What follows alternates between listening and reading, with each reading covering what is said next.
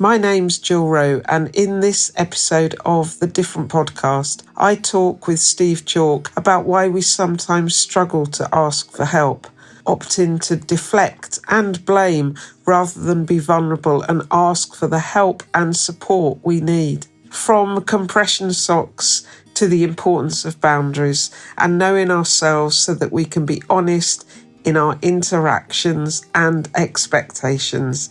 This conversation was full of lessons learned, simple stuff discovered in the mess of life, and the realization that asking for help is liberating and life-bringing for us and those around us. Interdependence truly is a virtue, and perhaps asking for help is actually a sacred act. So, Steve, another episode. Yes, Jill. Of the Another episode. podcast. You're always brilliant because you always have these great subjects to talk about. So what are we going to talk about now then? We're going to talk about power of asking for help. There's a lot of power in that. Yeah. That's a biggie, isn't it? Are you good at it? I think I've got better at it. I'm not there yet, but I think I've got better at it. A friend of ours, Joy, used to be my line manager in Oasis. And I remember quite often, I'd sit in meetings with Joy and I'd be like, I'm just so overwhelmed with my work, because there's always a lot going on. And Joy was very good. She just used to say to me, so what do you need? What is it you need? And what I noticed this rather ugly trait of mine, which was not to be able to say what I needed. Didn't seem to be able to say what I needed. What I did instead Did you know what you needed and you couldn't say it, couldn't get it out, or did you just not know? I think it was easier to move to resentment rather than All right. saying, so Right. It's much easier, I think, to deflect and blame. Right. So the fact that there was too much work was because someone wasn't doing what they should do, or if only they were like this, Pulled or their only weight. if they should do, and all of that. So it would come across in that kind of resentful, slightly bitter kind of a way. But Joy would always ask it, but what do you need? And I gradually realised that there was an answer to her question, which was I needed to ask for help. And that help needed to be in a particular form and another person who could help with the work. And I think you just realise that for some of us, asking for help can be a struggle. We don't, for some reason, we don't want to reach out with that vulnerability of saying, yeah. Yeah. I used to say very often, it was one of those things I used to say when I was speaking at weddings and speaking about families, because a wedding is about two families supporting one another. It's wider than the individuals. And I used to often say the tree needs the soil needs the rain needs the clouds, it's dependent on the clouds are dependent on the air, the cloud needs the air. Here's the strange thing, the air needs the tree. Yeah. So there's this cycle. Yeah. The tree needs the soil needs the rain, etc. But it comes back to the air needs the tree. So there's a cycle of life. We need one another, and we need one another's help all the time. It's very hard, though, isn't it, sometimes to ask for help for all sorts of reasons. I think often I don't ask for help because I don't want to overburden anyone else. In the end, you kind of think, well, I'd rather slog through it myself than kind of load this extra burden on someone else. I don't know how you get out of that. Yeah, I think, so part of it is, so you asked me to do something, help you with something just recently. And I know that whenever the force of your personality, Steve, it can mean that I could very easily just say yes to you, and you're my friend, and But I also know that you care about me, and so what you just said, I know is true. You don't want to overburden people. But there's a responsibility on me to know myself well, isn't there? And for me to have boundaries which are healthy, which gives me the ability to say, yes, Steve, I can do that for you. Or, Steve, I can do that, but I'll have to do it next week. Or, actually, Steve, I can't do that, but is there another solution we can find? And I know exactly what you're talking about, and you did do it, and you got me out a very big hole by doing it. And it's been fun. Yeah, actually, and we've all grown. Yeah, very good results. So thank you. Oh, absolutely. No, really, absolute thank you. Pleasure. But no, I did worry about asking you because, well, I mean, the truth is, being honest about it, I know because I began Oasis 40 years ago now. And I know the hardship and the slog of starting something. Often people come to me, often now, and when I say often, I mean often, you see, because they're all coming to ask for help. I suppose it's a function of getting older, I don't know, but people come and say, and anyway, so I always feel that I should listen to people if I can. And so anyway, a typical thing happens dozens of times in the course of a year. People come and say, well, how do you start a charity? And I always take a big pause and I say, in a stern voice, looking at them without smiling, don't. And then I let it sink in because I know it would depress them when they expected me to be motivating or something. And then I say, don't unless you really have to. But if you really have to, recognize this. It's going to strip you of time. Give up everything else. You'll be absorbed in this. And that's been my experience. Somebody once said that the vision that it takes to start an enterprise, like Oasis, a charity or whatever, it's an incurable disease. Yeah. You can't do anything about it. Yes. So I don't want to. So I find it sometimes when people say, "Why don't you ask for help?" I just don't want to burden people because I know that they've got a lot going on in their lives. So how do you get around that then, Jill? How do you get? I don't think I've got the habit of not asking for help, except when I think, ooh. But I do, like I said, in the example of you asking me just recently, I think it's beholden on all of us to be honest with one another, isn't it? And say, you should ask. We should always ask each other for help, but we should also be able to say yes, and we should also be able to say no if that's the reality for us at that time. Or how about we do that together? Or, I think it's so, but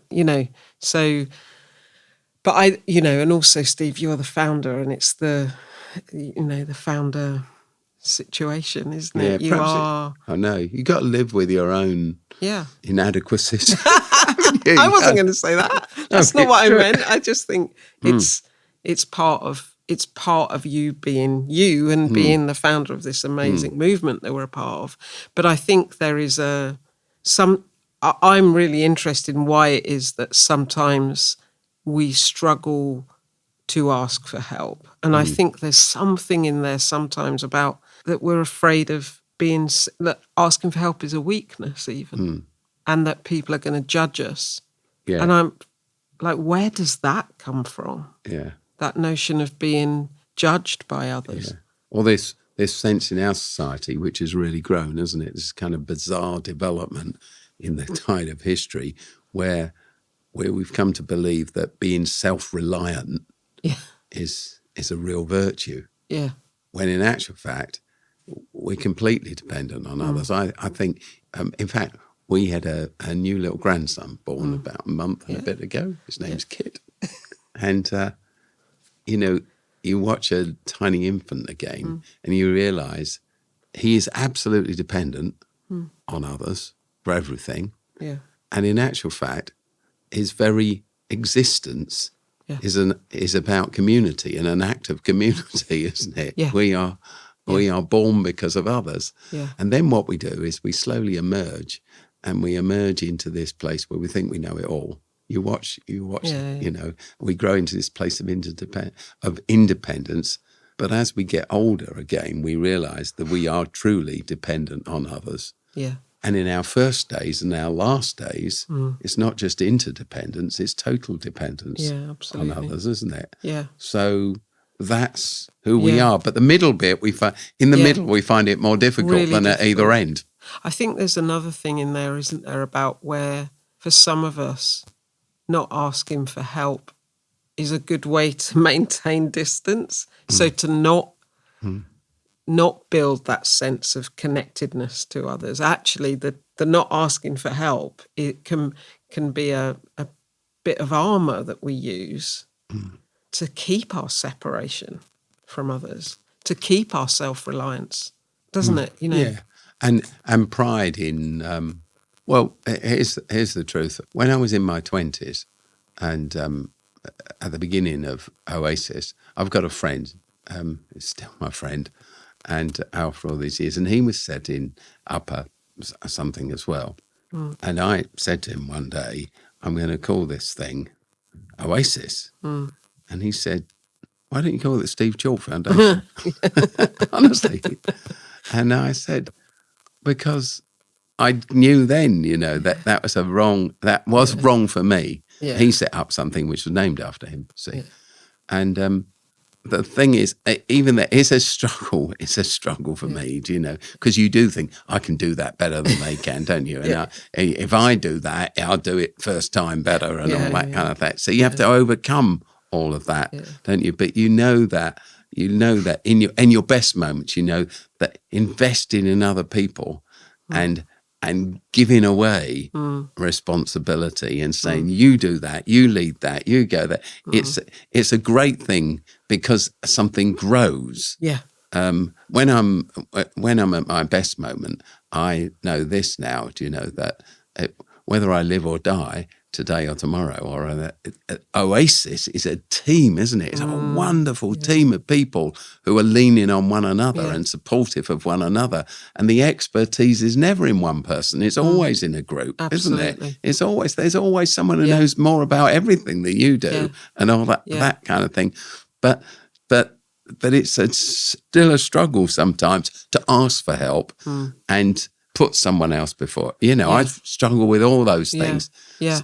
So the way to go. It's hard to go that way sometimes. It really is. And sometimes I think what happens is that life throws you a lemon. So like for me, just, so we're recording this and we referenced it in another podcast when I was very ill at the start of this year. My levels of competence and self-reliance are quite high, and then I got ill and I had to ask.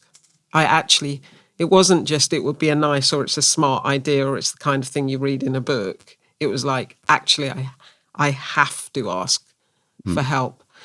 And I found that one of the most freeing things for me, but also one of the things that helped me to be changed and transformed again as a person. It didn't come naturally, not been ill before. And then suddenly you find yourself in a circumstance where, I had to wear these, when I came out of hospital, I had to wear these compression stockings. But because I'd had abdominal surgery, I couldn't actually, so they were, you have to wear these stockings and you have to put them on. And I'm like, but you can't actually, as a single person, you can't get them on. So my whole day, every day was planned around what time someone else could come and visit so that I could ask them to put my stockings on. And that, I've never, the last time in my life where I was that dependent was when I was a baby. Yeah. And what that taught me and actually freed me from, and opened up relationships with people in the next level of life. It was just, good on them as well for coming to come and help me with that stuff. And good on you because there's an embarrassment about it and all the rest of it, isn't there? But there was nothing I could do about it except ask. Yeah. That's the only way I could. So part of my healing was this interdependence. Yeah. And I suppose you learn something in that situation, don't you? That equips you, not just for that moment, but for all sorts of things in the future. Absolutely. I've always been fascinated. I'm sure there's some profound theology in this that you'll be able to share, but I've always been fascinated by that story where the woman at the well, and Jesus asks her, like he approaches her for help, really, doesn't Ask he? for a drink. Yeah. Yeah. That is a revolution, isn't it? That whole dynamic between what's going on in that story. Yeah. The very fact that he's a Jew and she's a Samaritan, and he asks her for a drink. You see a Jewish man asking a Samaritan woman for a drink is like, that doesn't happen. Yeah. You're crossing an ethnic divide, and then men are greater than women, and all that kind of thing. So Jesus is in that statement deliberately raising someone up and taking someone seriously who wouldn't have otherwise. It's and it was all done by subverting act. Yeah. So it makes me think when we live in a world that at the moment feels like it's leaning towards division, and you just think, but what if we asked each other for help? Yes. What would be different? Indeed, you build community. Yeah. I was talking to somebody who works within Oasis today, and we were talking about a particular project in a particular town where he's working, and we need to raise a sum of money there. Not surprising, we need to do it everywhere. And in this case, it's £50,000 for this particular project, which is a brilliant project. And the project's based in a park. It's actually about building an all-weather football sports pitch, not just football. And it costs a lot more than that, but we need to contribute that much money. And he was talking about going out for funding bids, etc., which is a really good idea. And then I said to him, but why don't you get the local people and organise a sponsored walk around the park, and how many laps can you do, or sponsored push around the park or whatever, that kind of thing. And I said to him, it won't raise £50,000, but what it does is it takes all the people who looked in on this project and said, they are doing that over there, and you've invited them in, and then they say, we are doing this, we are creating this all-weather sports pitch. And once they say we, they grow in stature, it becomes owned by them. They end up looking after it and speaking well of it. Yeah. And we gain all of that by asking for help, don't we? We gain deep friendships, and we gain relationship, we build trust and do all of those things. Yeah. And it's seeing the moments and the opportunities when we can do that. Because if you're not careful, if you're anything like me, you can ignore them. Yeah. Not even see them. You don't know yet that you've not ignored them. It's one thing when you say, no, I'm not going to ask for help because I can do it myself. Yeah. It's a whole new level when you don't even see that there's an opportunity to ask for help. And if we took seriously, if we genuinely took seriously that very act of asking someone for help was a mechanism through which we were building community, we were creating belonging, we were being freed, we were growing as human beings. It's like so subversive and yet so simple. Yes. And learn so much from it. You know that thing we did the other day, actually? In fact, I should explain that. I said to you, a few weeks ago, I've got this idea, but I've never done anything about it. And then you said, I'm doing a talk. Can you come and help? There you are. Great. Yeah. And it was this thing we did, and I think it was really quite interesting. It was just that I asked everyone there, because myself, so I'm not asking them to do something that I don't think about. I said, think about yourself and think about whether this is your last day on planet Earth and all that you've learned. And now we gave everybody a sheet of paper and a pen and promised them nobody would ever see this again except them. I said, now take some time, take 10 minutes. And write to yourself when you were young. On your last day, perhaps on Earth, with all your wisdom, write a letter back through time to yourself on your first day. What gift would you give to the very young you? And it was an incredible thing, isn't it? Because everybody gets into what would I say? What have I learned about life Yeah. that I'd want to say to me? And people took it very seriously. And I think because, I been through that process myself, I keep thinking of new things I'd like to say to my young self. But the big thing, one of the big things is don't try to go it alone. Mm. Lean on other people. Be part of a team. Don't think about what can I do with my life? Think about what can we do together and what I can bring to us as a team. And how this thing about passing on the baton that I've talked about before, how I hand to people the opportunity. Yeah. I'm, in my life, extraordinarily grateful to people that ask me for help. When I look back on some of it, I realize, when I was a teenager, for instance, I can think of, I was taught to play the guitar by a youth worker. And then he asked me to be in a band. It was called Manna. And I played the bass guitar in this band. And he taught me to play the bass guitar, this guy called Steve. And so there were 4 of us in this band.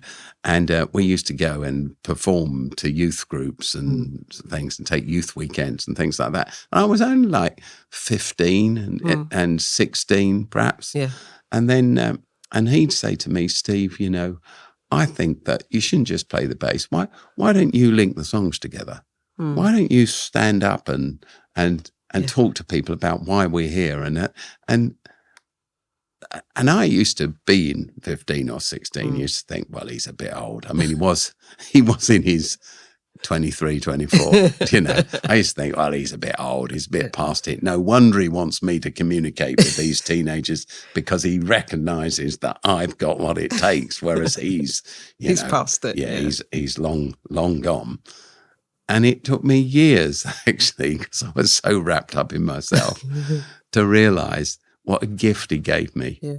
Because his powers of communication were far superior to mine. So whereas I thought he was saying, I need some help, what he was actually doing in saying I need some help was giving me an opportunity.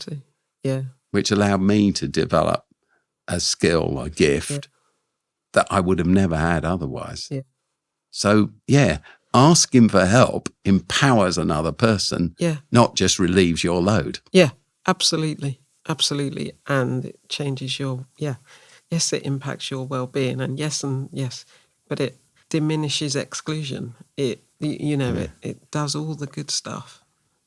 The power of asking for help. With my grandchildren, I got 10 of those now, I'll ask the older ones for help in all sorts of ways. I say,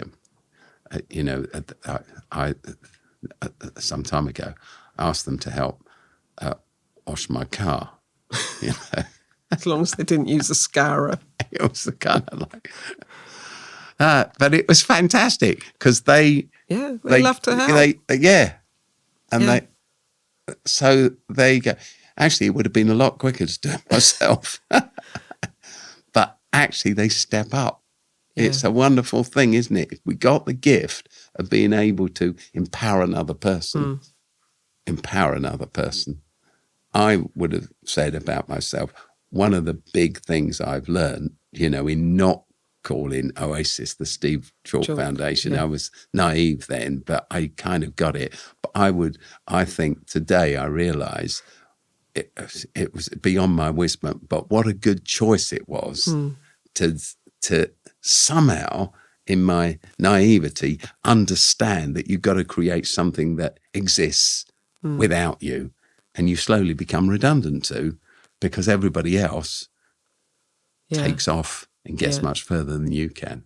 And just like expanding it right out, I always feel like God, the divine, the universe, however you want to describe that, invites us to help. Like for us to join in we're invited to help, aren't we? We're invited to participate. Which leads me back into as we finish, I often say to people about the Oasis logo, the circle of inclusion, the messy circle, as we call it, our badge, that for me it's a symbol, it's a Christian symbol, it's a symbol of my faith, that God is a community. Do you see? God, even God is a community, Father, Son and Spirit. God is a community, and a community of reliance on one another, and not a community of sameness. So a Father, a Son, and a Spirit. So strength is that in the messy circle is the many-strandedness, isn't it? Strength is when we rely on one another. It's when we ask one another for help. And even God is a community. Yeah, it's an amazing thing. Maybe it's true that asking for help is actually a sacred act. I think it is.